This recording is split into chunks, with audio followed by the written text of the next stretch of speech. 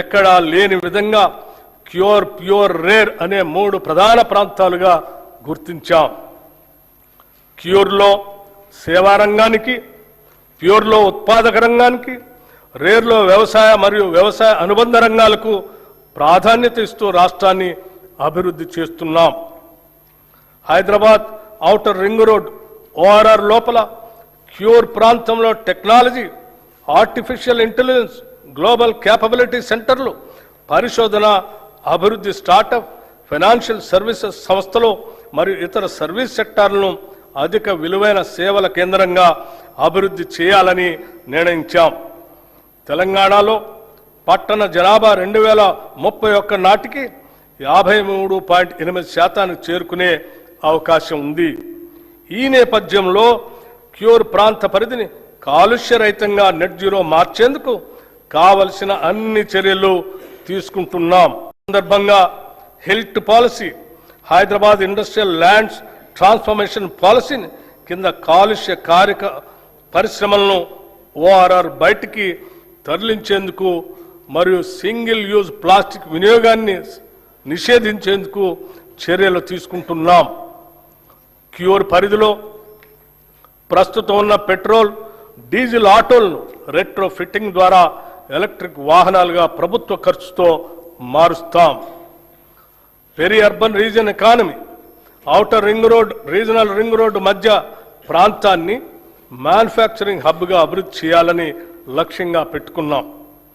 ఈ ప్రాంతంలో తయారీ పరిశ్రమలు, MSME క్లస్టర్లు, లాజిస్టిక్ హబ్లు, పారిశ్రామిక పార్కులు ఏర్పడేలా చర్యలు తీసుకుంటాం. దీని ద్వారా ముఖ్యంగా పెద్ద ఎత్తున ఉద్యోగాలు సృష్టించబడతాయి. ఈ ప్రాంతం తెలంగాణ ఆర్థిక వ్యవస్థకు తయారీ కేంద్రంగా, మ్యానుఫ్యాక్చరింగ్ ఇంజన్గా మారనుంది. రీజనల్ రింగ్ రోడ్ అవతల ఉన్న ప్రాంతాలను వ్యవసాయ వాల్యూ యాడెడ్ ఆర్థిక వ్యవస్థగా ఏర్పాటు చేస్తున్నాం. ఇందులో ఆహార ప్రాసెసింగ్ పరిశ్రమలు, విలువ ఆధారిత వ్యవసాయం, పర్యావరణ పర్యాటక రంగంపై ప్రత్యేక దృష్టి సారిస్తున్నాం. దీని ద్వారా గ్రామీణ ప్రాంతాల ఆదాయం పెరిగి సమగ్ర ప్రాంతీయ అభివృద్ధి సాధ్యమవుతుంది. హైదరాబాద్ అభివృద్ధికి ప్రభుత్వం పలు చర్యలు తీసుకుంటుంది. ఔటర్ రింగ్ రోడ్ అవతల లోపల ఉన్న 20 మున్సిపాలిటీలను, 7 కార్పొరేషన్లను విలీనం చేస్తూ GHMC ప్రాంతాన్ని పరిపాలనా సౌలభ్యం కోసం ప్రభుత్వం పునర్వ్యవస్థీకరించి నగరంలో సమ్మిళిత మరియు సమాన అభివృద్ధిని సాధించే దిశగా మన ప్రభుత్వం GHMCని కొత్త డివిజన్లు మరియు బ్లాకులతో కూడిన గ్రేటర్ హైదరాబాద్, సైబరాబాద్ మరియు మల్కాజ్గిరి అనే 3 నగరపాలక సంస్థలుగా విభజించింది. అనేక పాలనాపరమైన సంస్కరణలతో పాటు ప్రణాళికాబద్ధమైన అభివృద్ధి కోసం సమర్థులైన అధికారుల్ని నియమించడం జరిగింది. ఈ పునర్వ్యవస్థీకరణ ద్వారా పరిపాలనా వికేంద్రీకరణ, స్థానిక స్థాయిలో జవాబుదారీతనం పెంపు, మౌలిక సదుపాయాల అభివృద్ధి మరియు పౌరులకు వేగవంతమైన సేవలు అందుబాటులోకి రానున్నాయి. ఈ 3 మున్సిపల్ కార్పొరేషన్లతో పాటు హైదరాబాద్ మెట్రోపాలిటన్ వాటర్ సంస్థ, హైడ్రా వంటి సంస్థలన్నింటినీ సమన్వయపరిచే ఒక సంస్థను ఏర్పాటు చేయడానికి తగిన చట్ట సవరణ చేయాలని నిర్ణయించాం. ప్రపంచవ్యాప్తంగా అతివేగంగా అభివృద్ధి చెందుతున్న గ్లోబల్ సిటీల జాబితాలో ఇప్పటిదాకా మన దేశంలో ఢిల్లీ, ముంబై వంటి పట్టణాలు మాత్రమే టాప్ 10 లిస్టులో ఉన్నాయి. ఇప్పుడు హైదరాబాద్ కూడా ఆ జాబితాలో చేరబోతున్నది. పోలీస్ కమిషనరేట్ పునర్వ్యవస్థీకరణ గురించి హైదరాబాద్ మహానగర ప్రాంతంలోని పోలీస్ వ్యవస్థ సామర్థ్యాన్ని బలోపేతం చేయటం కోసం ఈ ప్రాంత పోలీస్ వ్యవస్థ పరిధిని హైదరాబాద్, సైబరాబాద్, మల్కాజ్గిరి, ఫ్యూచర్ సిటీ అనే 4 కమిషనరేట్లుగా పునర్వ్యవస్థీకరించాము. హైదరాబాద్ గొప్ప చారిత్రక నగరంగా ప్రపంచవ్యాప్త గుర్తింపు కలిగి ఉంది. ఆనాటి కుతుబ్ షాహీల నుండి నిజాం పాలకుల వరకు ఆధునిక కాలంలో హైటెక్ City, outer ring road, Shamshabad విమానాశ్రయం వంటి అద్భుతాలతో ఈ నగరం నిరంతరం అభివృద్ధి చెందుతూనే ఉంది. నేడు గౌరవ ముఖ్యమంత్రి శ్రీ రేవంత్ రెడ్డి గారి దార్శనిక నాయకత్వంలో తెలంగాణ మరో చారిత్రాత్మక అడుగు వేస్తుంది. అదే 30,000 ఎకరాల్లో ఏర్పాటు చేసిన భారత్ ఫ్యూచర్ సిటీ.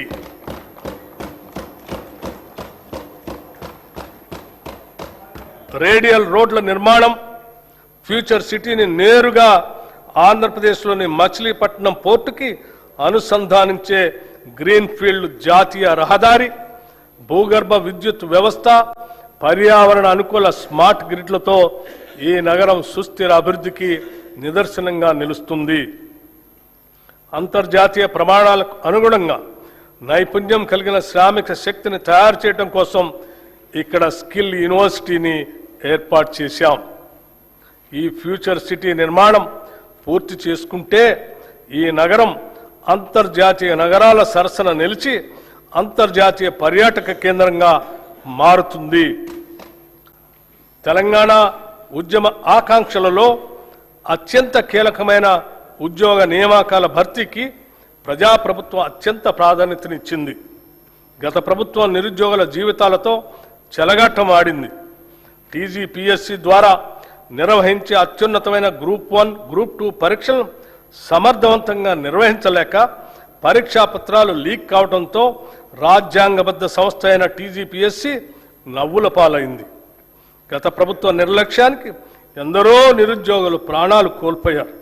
ఈ ప్రభుత్వం అధికారంలోకి రాగానే యూపీఎస్సీ స్థాయిలో టీజీపీఎస్సీని పునర్వ్యవస్థీకరించి నిరుద్యోగుల ఆకాంక్షలను గుర్తించి ఇప్పటి వరకు 67,763 మంది నిరుద్యోగులకు నియామక పత్రాల్ని అందించడం జరిగింది. తెలంగాణ రాష్ట్రంలోని బడుగు బలహీన వర్గాలకు అండగా నిలిచేందుకు వీలుగా రాష్ట్రంలో సివిల్ సాధించే లక్ష్యంతో పోటీ పరీక్షలకు సన్నద్ధం అవుతున్న విద్యార్థులకు అండగా నిలిచేందుకు రాజీవ్ సివిల్స్ అభయహస్తం పథకాన్ని ప్రభుత్వం అమలు చేస్తుంది. ఈ పథకం ద్వారా ఈ సంవత్సరం ప్రభుత్వ రంగ సంస్థ అయిన సింగరేణి సంస్థ సిఎస్ఆర్ నిధుల ద్వారా సివిల్స్ మెయిన్ పరీక్షలకు హాజరైన 202 మంది అభ్యర్థులకు ₹1,00,000 చొప్పున ఆర్థిక సహాయం అందించింది. ఈ సహాయం అందుకున్న అభ్యర్థుల్లో 51 మంది ఇంటర్వ్యూలకు సెలెక్ట్ అయ్యారు. వారికి అదనంగా ₹1,00,000 ఆర్థిక సహాయాన్ని అందించాం. వారిలో 20 మంది యూపీఎస్సీ సివిల్ సర్వీసెస్ ఫలితాల్లో మంచి ర్యాంకులు సాధించి తెలంగాణ రాష్ట్ర యువత తమ సత్తాను చాటి చెప్పారు. తెలంగాణ రాష్ట్రంలో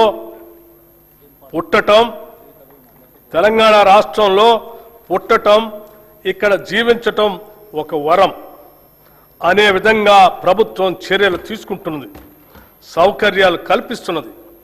ఈ ప్రభుత్వం రాష్ట్రంలోని ప్రతి కుటుంబానికి భద్రత కల్పిస్తుంది. ఒక కుటుంబంలో ఆదాయం తెచ్చే వ్యక్తి దురదృష్టవశాత్తు అకస్మాత్తుగా దూరమైతే ఆ కుటుంబం పడే మానసిక వేదన ఒకటైతే వాళ్ళు ఎదుర్కొనే ఆర్థిక విపత్తు మరొకటి. ఒక్క సంఘటనతో ఆ కుటుంబం రోడ్డున పడుతుంది. ఆ భయం, ఆ అభద్రతా భావం ఏ ఒక్క తెలంగాణ బిడ్డకు ఉండకూడదన్నదే మా ప్రభుత్వ సంకల్పం. ప్రపంచంలోని ఏ అభివృద్ధి చెందిన దేశానికి సాధ్యం కాని రీతిలో కని విని ఎరుగని ఒక మహత్తర జీవిత బీమా పథకానికి ఈ బడ్జెట్లో శ్రీకారం చుడుతున్నాం. సామాజిక అంతరాలతో సంబంధం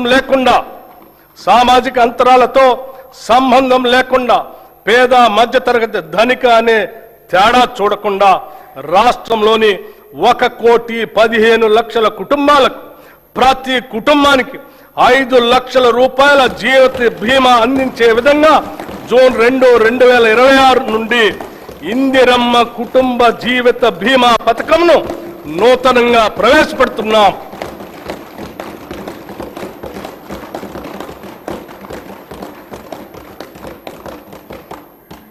ప్రజల సమస్యలను త్వరితగతిన పరిష్కరించేందుకు, పరిపాలనలో పారదర్శకత, బాధ్యతను పెంపొందించేందుకు ఏర్పాటు చేసిన ప్రజావాణి కార్యక్రమం విజయవంతంగా కొనసాగుతుంది.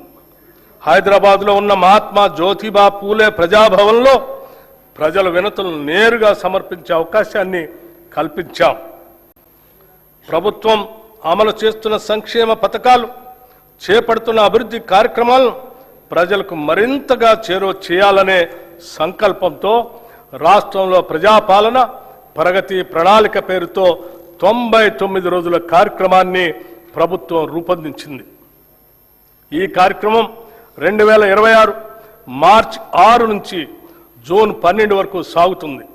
గ్రామ, మండల, నియోజకవర్గ, జిల్లా మరియు రాష్ట్ర స్థాయిల వరకు పరిశుభ్రత, ఫైళ్ల క్లియరెన్స్, ఆరోగ్యం, రోడ్డు సేఫ్టీ, సంక్షేమం, పిల్లల భద్రత, డ్రగ్స్ కు నో, రైతు సంక్షేమం, వ్యవసాయం, విద్య, యువత, క్రీడలు, మహిళలు, పర్యావరణం వంటి 10 అంశాలతో కూడిన ఈ కార్యక్రమాన్ని ప్రజాప్రతినిధులు, జిల్లా అధికారులు, స్వయం సహాయక సంఘాల మహిళలు మరియు పౌర సమాజ సంస్థల భాగస్వామ్యంతో అమలు చేస్తున్నాం.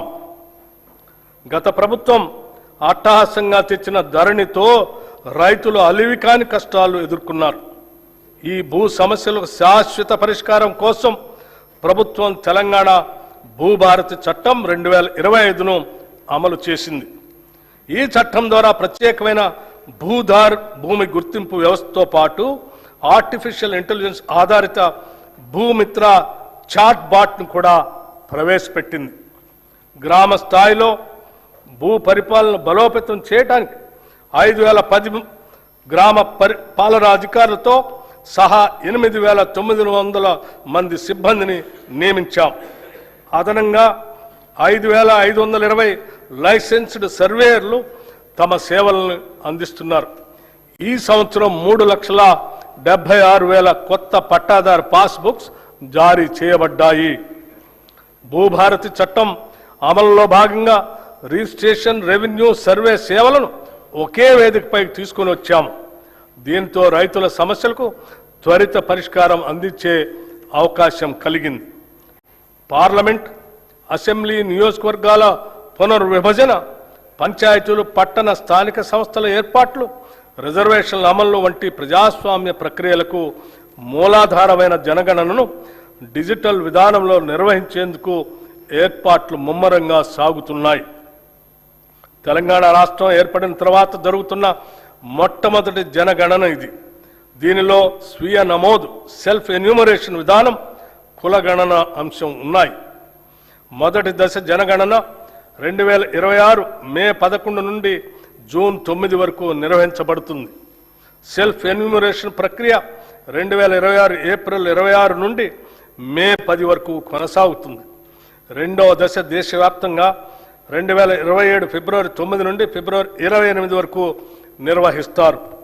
తదుపరి మార్చి 1, 2027 తేదీని రిఫరెన్స్ డేట్గా తీసుకుంటారు.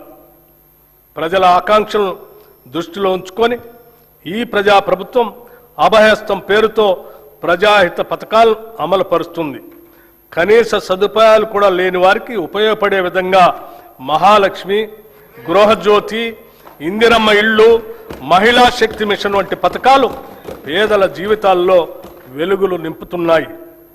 మహాలక్ష్మి పథకం మేము అధికారంలోకి వచ్చిన వెంటనే అమలుపరిచిన మొదటి వాగ్దానం.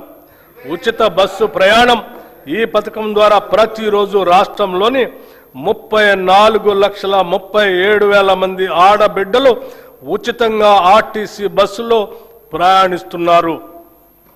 ఇప్పటి వరకు ఈ పథకం ద్వారా రాష్ట్రంలోని మహిళలు 269,68,00,000 ఉచిత ప్రయాణాలు చేసి దాదాపు 9,222 కోట్ల రూపాయల్ని ఆదా చేసుకున్నారు. 500కే గ్యాస్ సిలిండర్. వంట గ్యాస్ సిలిండర్ భారం నుంచి మహిళలను ఉపశమనం కల్పించేందుకు 500 రూపాయలకే గ్యాస్ సిలిండర్ను అందించే పథకాన్ని ప్రభుత్వం ప్రారంభించింది.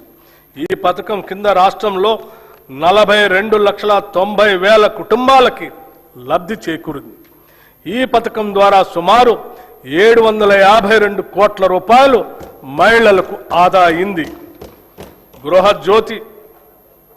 గృహజ్యోతి పథకం ద్వారా సుమారు 53,09,000 పేద మధ్యతరగతి కుటుంబాలకి 200 యూనిట్ల వరకు ఉచిత కరెంటు అందిస్తున్నాం.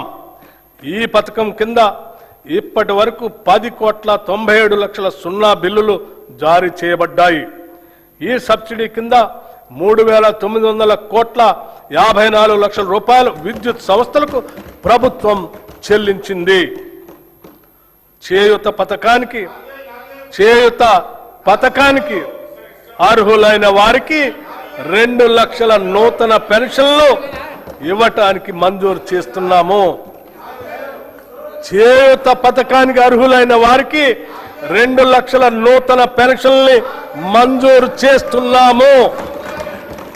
రాష్ట్రంలోని ఐకేపీ సంఘాల్లోని 1 కోటి మంది మహిళలను కోటీశ్వరం చేయాలనేది మా ప్రభుత్వ సంకల్పం.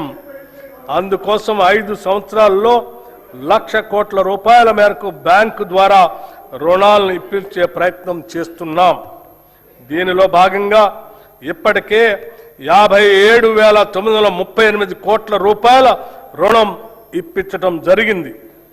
వడ్డీ లేని రుణాల పథకం కింద 2023 డిసెంబర్ నుండి ఈనాటి వరకు పట్టణ గ్రామీణ సెల్ఫ్ హెల్ప్ గ్రూప్స్ కి 1,329 కోట్ల వడ్డీ రాయితీని విడుదల చేయటం జరిగింది. రాష్ట్రంలో 67 లక్షల మహిళలతో ఐకేపీ బలమైన స్వయం సహాయక సంఘాల నెట్వర్క్ గా ఏర్పడింది. మహిళా సంఘాలతో శిల్పారామంలో 106 స్టాళ్లతో ఇందిరా మహిళా శక్తి బజార్ ఏర్పాటు చేశాం.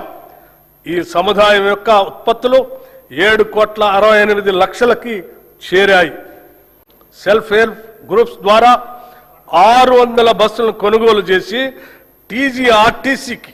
టీజీఎస్ఆర్టీసీకి అద్దెకి ఇవ్వటానికి ప్రభుత్వం నిర్ణయించి మొదటి దశలో 177,84,00,000 రూపాయలతో 494 బస్సుల్ని కొనుగోలు చేసింది.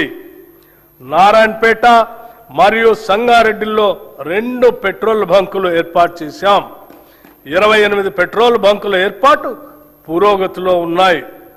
మహిళా సాధికారితను మరింత బలోపేతం చేయడానికి ఇప్పటికే ఉన్న 10 జిల్లాలకు అదనంగా 22 జిల్లాల్లో ఇందిరా మహిళా శక్తి భవనాలు ఏర్పాటు చేస్తున్నాము.